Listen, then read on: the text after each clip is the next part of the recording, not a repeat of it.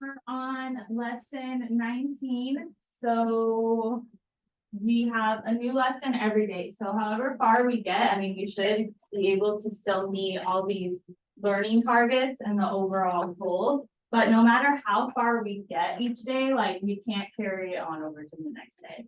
The lessons are all recorded, even from last year.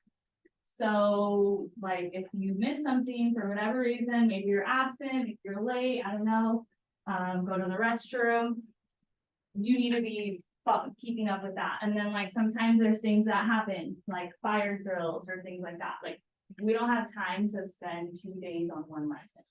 All right, so just make sure every lesson has a practice. I try to keep the practices short and essential to what you need. JC, ask them how to access the quiz for the test. I try to keep the quizzes very essential to what you need, or not the quiz, but the practices. So it's usually anywhere from like 5 to 8 questions. All right, so that's your responsibility. That's how you can make sure you're ready for the quizzes and for the unit tests. So originally I said you'd have a quiz this Friday, and you can look at the whiteboard on the right side of the room. Originally I said Friday. More than likely it's probably going to end up being Thursday, but it's over lessons 18, 19, and 20, which we will finish 20 by tomorrow anyway. So you'll have one quiz for this part of the unit. As you can see, it's a pretty short unit. We'll be testing for this part of the unit by Friday, like next Friday.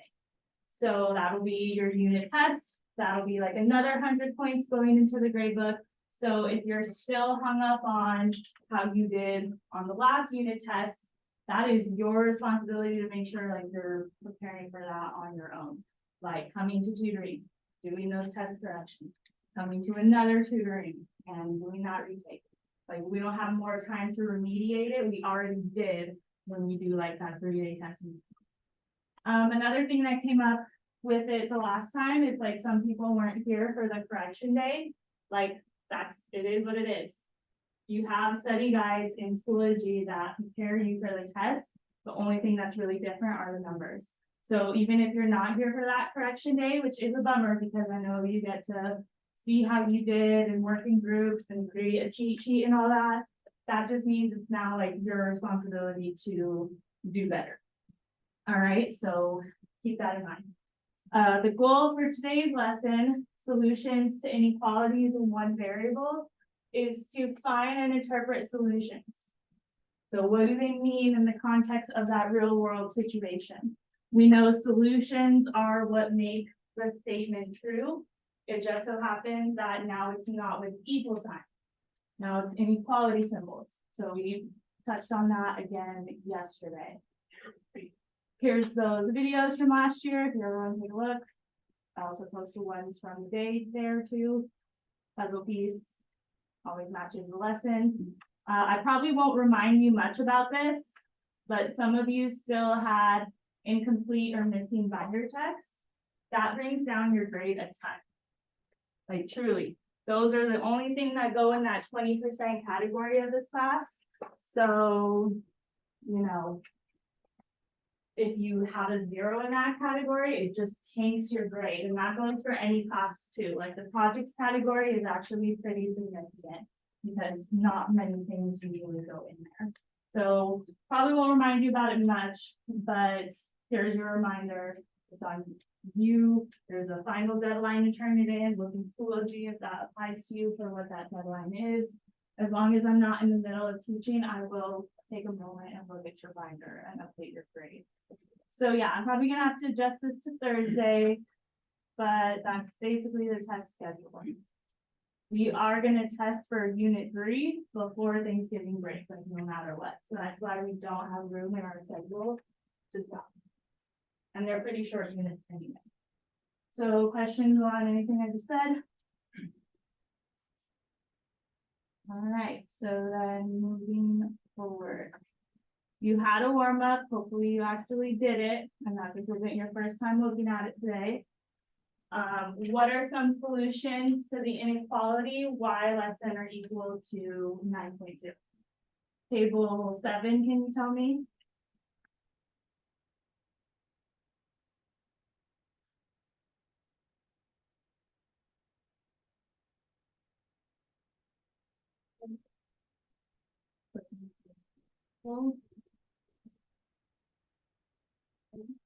8. Table 8, or sorry, 8 and 9 are testing. Table 1, can you give me another solution to that? Table 2, can you give me another solution? Table 3, can you give me another solution?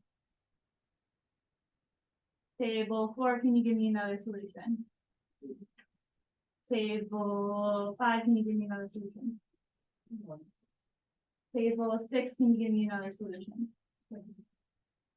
All right, so does anyone think that anyone's particularly wrong? Okay, I was hoping that, I mean, not necessarily hoping, but I wanted to see if there was at least like one wrong answer so we could talk about it. So let's see some other possible answers. Could 9.2 be a solution? And why? So looking at the symbol, it has that little line underneath, so it is allowed to be that number exactly. Could it be 9.21? Because now that's a little bit over, so don't put that as a solution. But for an example of a wrong answer, that would be 1. What about -100? Would that be a solution? Yes. Is it less than or equal to 9.2? Yes. One skill that you'll need to have is to graph it on a number line. So, and like when it's one variable, it's just one number line. Later on, we'll get to 2 variables where you'll see a coordinate plane and you'll have to graph it, you know, like slope-intercept form and all that. But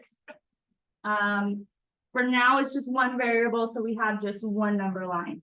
Where should my dot go? Table 2.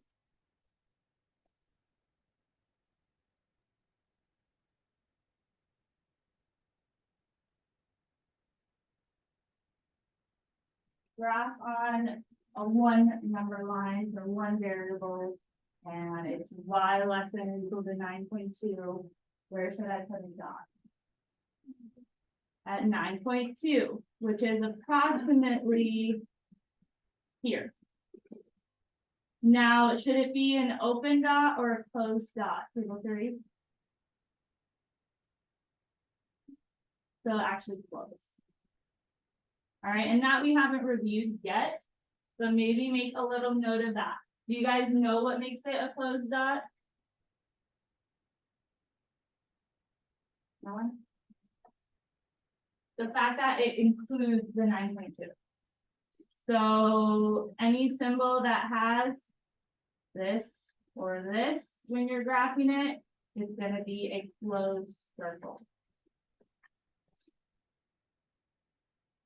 And then if it's greater than or less than, just normal, then you put an open circle to show that it does not include the number that is being compared to. I think of it like when you bubble an answer on a test, you're saying that that is a solution, right? So if it can also be equal to that number, you're going to want to bubble it in. Now, like you said before, all of these are solutions. Next, we need to draw an arrow that points to our possible solution. So should I draw an arrow to the left or to the right? Left. Because if you look at all the numbers you guys said, they are all located to the left of the dot. So that if you didn't already, make sure you plot this. And I'll put an arrow to show that it goes on. All right, questions, comments, concerns?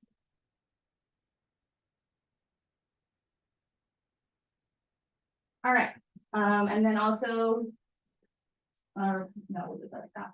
All right, next part. We have a few more things going on with this one when we rewrite it so that it's all on the same line. In this one, is it that easy to see where I would plot my answer?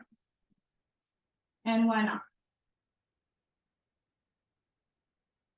because there's an expression on this side. So what we really need to do is solve it. And solving an inequality is just like solving an equation with like a few minor differences.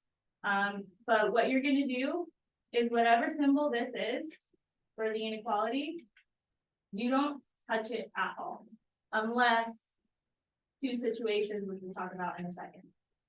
But you just carry it over like an equal sign. If you have to do something on one side, then you have to do it to the other side. Now there's going to be two ways to solve for x,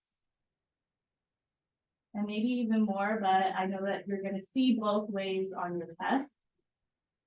So even though you might prefer one way over the other, on your test, you'll see both. So you have to be able to understand both. One way that I think you guys are more comfortable solving, we could start with that first. Usually I say to do this first whenever you see it in a problem. What's that thing I usually tell you to do?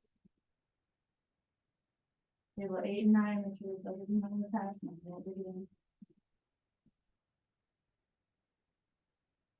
Sorry, what was that you said?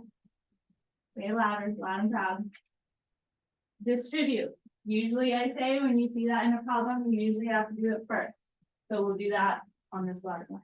So that means taking the outside number and multiplying it by both of the inside numbers. What's 7 times 3? What's 7 times negative x? All right, good. And then you don't do anything to this part yet, because all we had to do was distribute. Now it's a two-step inequality.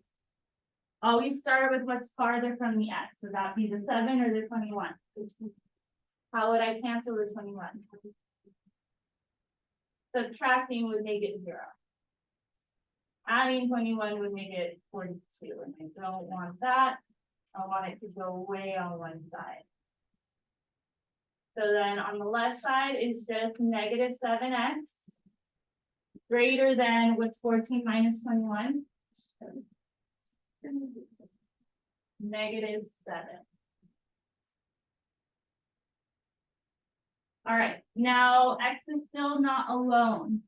What's opposite of multiplying negative 7? And whatever you do on one side.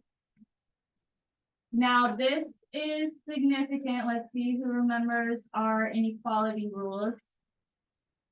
What's significant about what we just did? Dividing a negative on each side.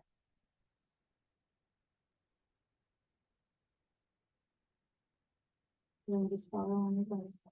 If that's not happening to the content.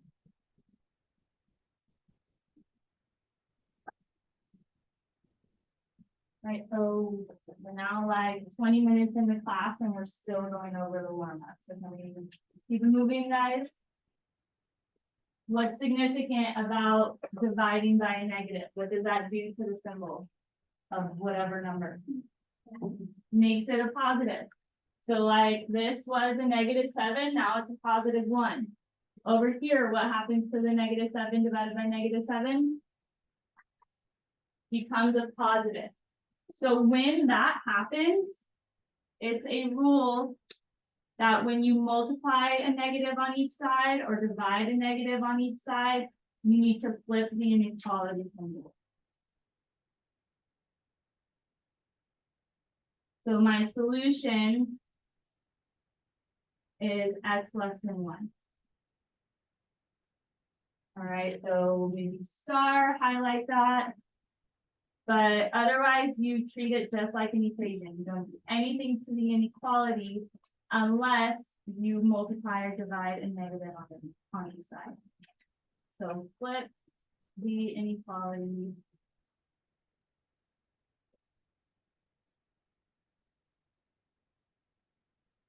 If you multiply or divide a negative on each side.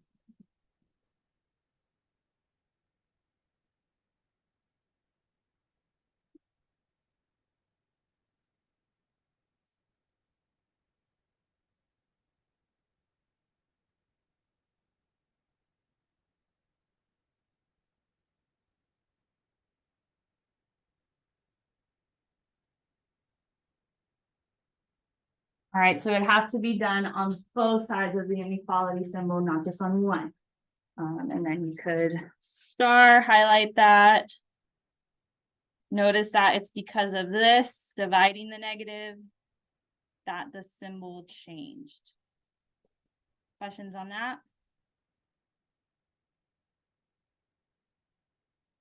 Okay, so then if you remember on your last test, there were other ways of solving that you had to be able to follow and see like when and if a mistake was made and things like that. So if you see that they didn't distribute first, maybe they did what I'm about to show you next. So something I usually say when you're trying to isolate a variable is start with what's farther. So in this one, we're not going to distribute first. But look at the x. What's farther? Would that be the 7 or the 3? Okay, are you paying attention? I want to hear 2 people. So what's farther from the x? And what is the 7 doing? Like, what operation is implied if there's no symbol? What's opposite of multiplying? So another first step that you might see is dividing each side by 7. Because that is farther from the x. You are allowed to do it. Do I recommend it? Personally, no. I think a good first step is always distributing. But that makes it just 3 minus x on one side. And what's 14 divided by 7? 2. Now we divided on each side. Do I need to flip the symbol?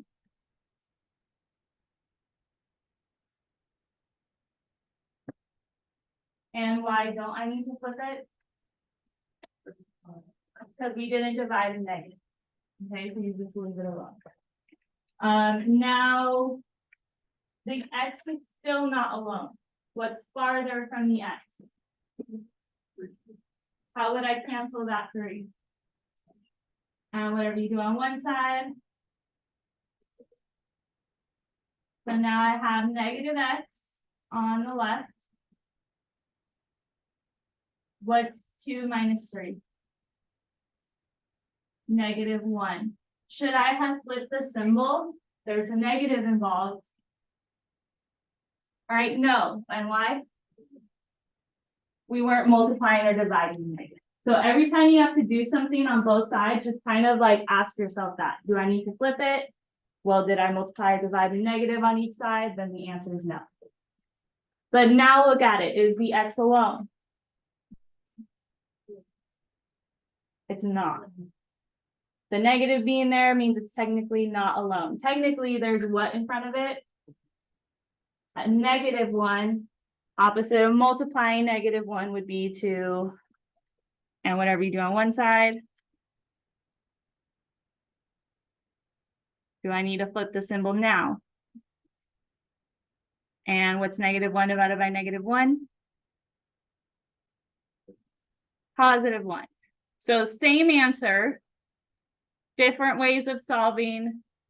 Do whatever you think is easier. But sometimes you'll see there's steps and you'll have to find an error or identify a property. Same thing for part 2 of your test. So make sure you're still able to do that. Questions, comments, concerns? Okay, then finally we can move on. So now we're on this part. A teacher is choosing between 2 options for a class field trip to an orchard. At Orchard A, admission costs $9 per person and 3 chaperones are required. At Orchard B, the cost is $10 per person, but only 1 chaperone is required. At each orchard, the same price applies to both chaperones and students. So which orchard would be cheaper to visit if the class has 8 students, 12 students, or 30 students? So you in your groups answer those 3 questions.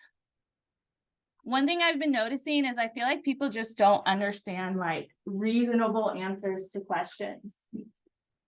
When you're answering this, you should be telling me, is it orchard A that's cheaper or orchard B? Or are they the same? I don't know. But you shouldn't be telling me like necessarily a number or something other than orchard A or orchard B. Okay? So figure that out with your groups. Which one is cheaper for 8 students, 12 students, or 30 students?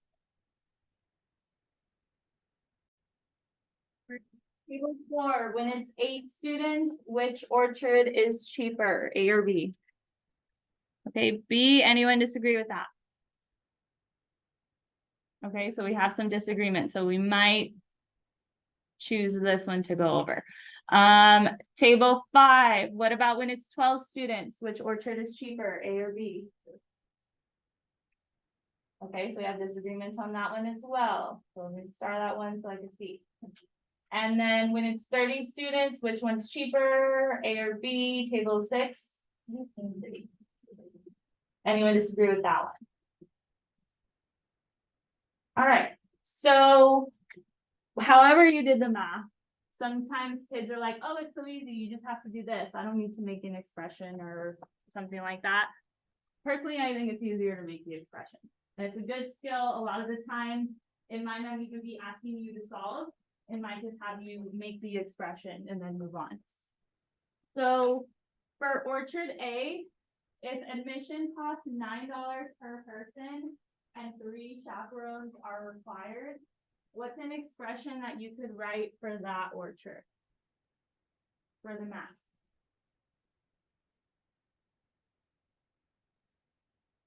All right, think what we know and what we don't know. Things that we don't know or that could vary, to have variables. So for Orchard A, how could I write something that demonstrates that one? Isaiah?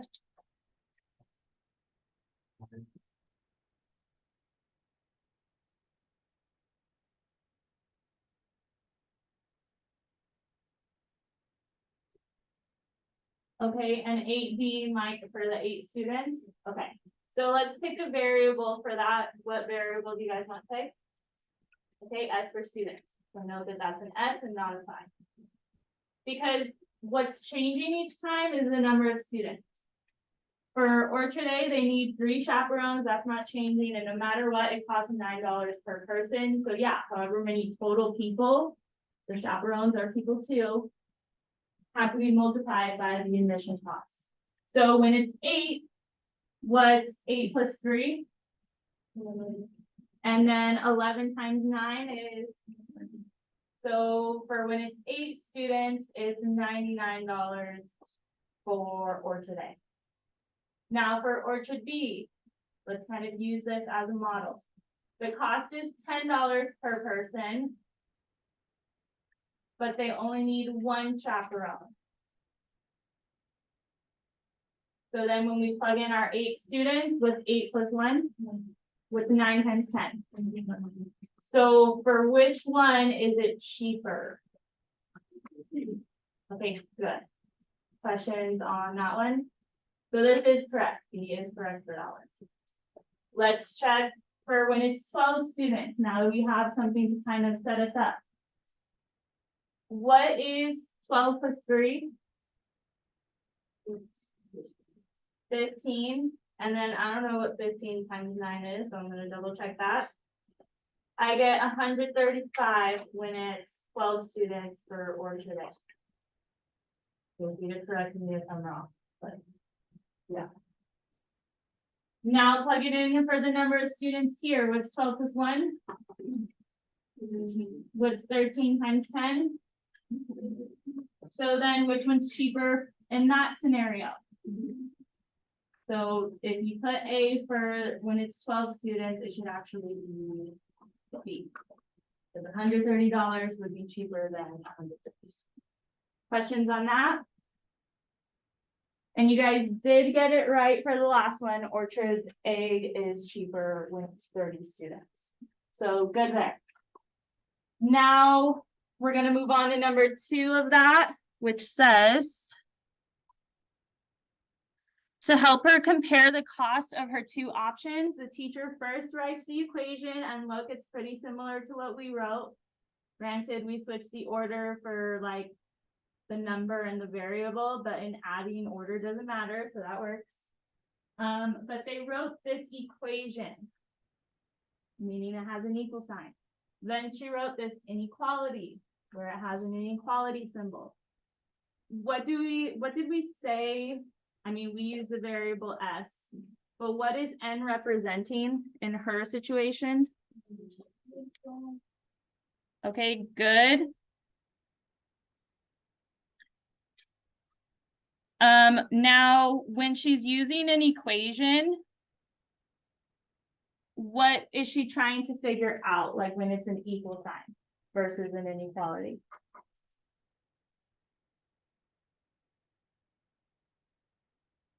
Maybe talk about that in your groups. And then when she's using an inequality, specifically less than, what is she trying to solve for in that one? Talk about B and C in your groups briefly. I'll call on a table to share.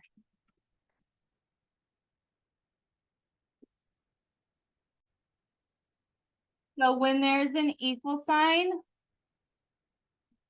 what is she trying to figure out?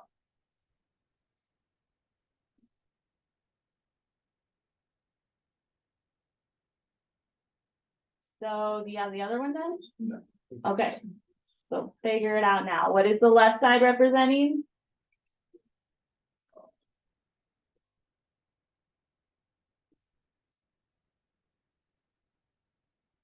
If you look at what we wrote for number 1, what is the left side representing? Table 5.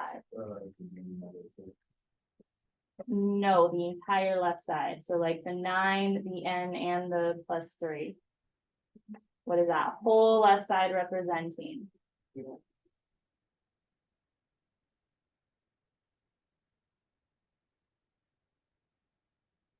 What did we use that for in the activity we just did? You're telling me you've never seen this before? All right, table 5, you're not off the hook. We'll come back to you. Table 6, what about the right side? What is the right side of this representing? All right. So then table 5, what is the left side representing? So then again, table 5, when there's an equal sign, what does that mean? When the costs are going to be equal. So if I was setting up this on a constructed response and they wanted to know when will the 2 orchards cost the same amount, we'll use an equal sign for when we want to know when they'll be the same. When it's an inequality, table 7, what does the solution tell us?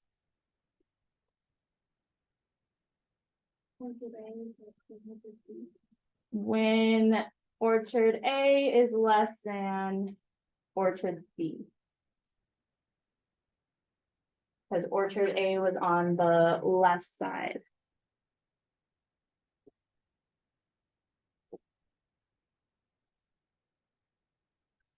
Now, that is correct what you said. However, I'm like more hesitant to necessarily say that because I could put the n on either side, like it's on both sides right now when I'm solving.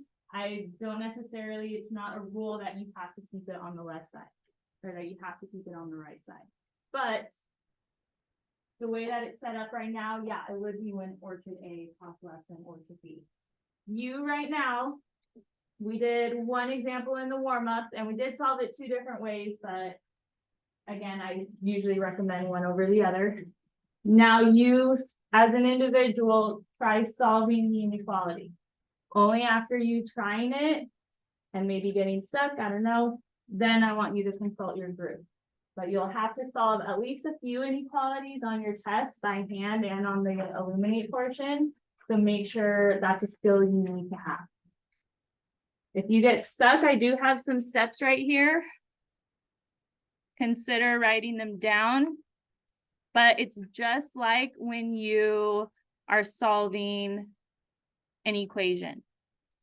You'll distribute first if necessary. Then combine like terms if necessary. Move the variable to one side, isolate the variable. The only thing that makes them different is what I wrote in red for when you have to flip the inequality. So now solve the inequality and graph it on a number line. I'll give you 2 minutes.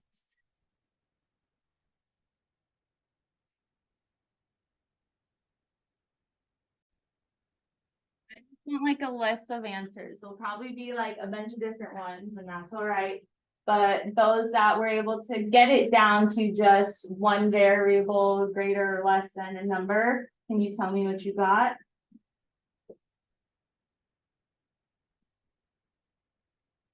No one out there got a final answer?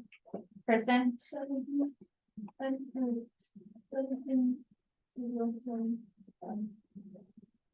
All right, anyone else that got it down to just a single variable on one side and a number on the other? Have something else?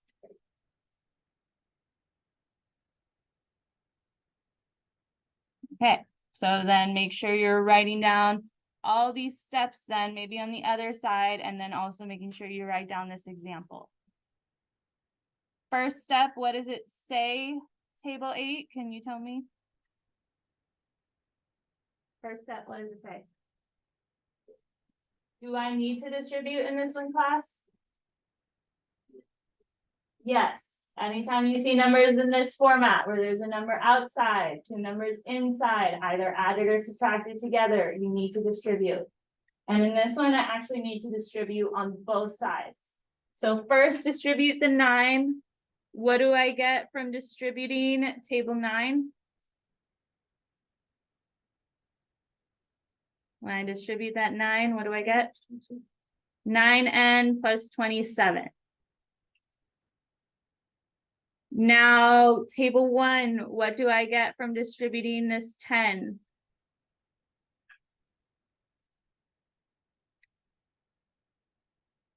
And 10n plus 10. So outside number times both of the inside numbers. And this one, they happen to be all positive, so that makes it easy. If there were any negatives, just make sure you know your integer rules. Like positive times a negative is negative. Negative times a negative is positive, all that. So that's step 1. Next is combine like terms, and that just means like on each individual side. So look at the left side, table 2. Do I need to combine like terms on the left side? You're correct. Table 3, do I need to combine like terms on the right side? No, because there's no like terms. This is not necessary in this one. This one has a variable, this one doesn't. This one has a variable, this one doesn't. So no like terms. Move on to step 3, which is move the variable to one side. Doesn't matter what side you move the variable to. It does not matter. I recommend move the one that is smaller. So if it were me, I would move the 9n, because when you do that, it's less likely you'll have to work with negatives. But it's up to you, do whatever you want. How would I cancel out this 9n? Subtract 9n. Because when you're moving stuff, you have to like make it cancel on one side. And whatever you do on one side, you to the other. Sorry, driving the screen. So I have to go back here. Hold on, don't interrupt me while I'm teaching. And whatever you do on one side, do to the other. So on the left side, I have just 27. On the right, what's 10n minus 9n? Just n, or 1n. And then the plus 10 is still there. Continue, we only have one variable to deal with now. So step 4, isolate the variable. How would I cancel out the 10 that is next to the n? Whatever you do on one side. Okay, great. So 27 minus 10 is, and did I have to like flip the inequality at all on any of the steps that I did? I did not. All right, so Tristan is correct. He was the only one that gave an answer, and it is correct. Another acceptable answer that you could have also written down is n greater than 17. They mean the exact same thing. Questions, comments, concerns? And then you had to graph it on a number line. Whatever number n is being compared to, so once you get it down to that final number, I recommend putting that in the middle. I'm focusing on just like this part of the number line though, because that's all I have room for. So if it were me, I would put 17 like about here and count by what you think is reasonable. Sorry, it's lagging a ton, so it's just delayed. What do you think would be reasonable to count by for the tick marks? It's up to you. I think ones is reasonable. However, I will just like label every other one. So that way it's not like a jumbled mess. So to the right should be numbers that are greater than that value. To the left, it should be numbers that are smaller. And I'm still counting by ones. I'm just labeling every other tick mark. What type of circle needs to go on the 17? Open. Because if you wrote it down earlier, hopefully you did. When it's greater than or less than, it's an open circle. Now, for the direction it needs to point, think about it to yourself. Don't say it out loud yet. It should point to all the numbers that would make whatever statement true. I told you these are both correct. So raise your hand if you think it should point to the right. Raise your hand if you think it should point to the left. Okay, so those that did answer are right. It should point to the right, because that's where those numbers are greater than 17. So then point to the right of your circle. You should be able to plug in numbers and see that it's true. So like, is 17 less than 19? Is 17 less than 21? So then, yes, it should point to the right. And it's delayed, so you can't see the arrow I drew. It'll pop up in a second. But any questions on solving and graphing inequalities? Okay. So then I don't want to start an entirely new one. Do make sure that you have those steps written down that are on the right. I did leave room on your note sheet on the back to write the steps. Usually we do a bunch of activities that make you kind of have something to attach it to. When you take your test, you remember it better. But I like to also work by like a step-by-step process. If you follow these steps each time, then that's a great starting place.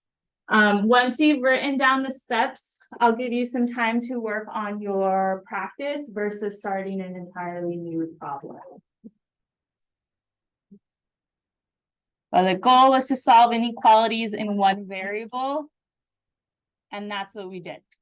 These are the steps to do that.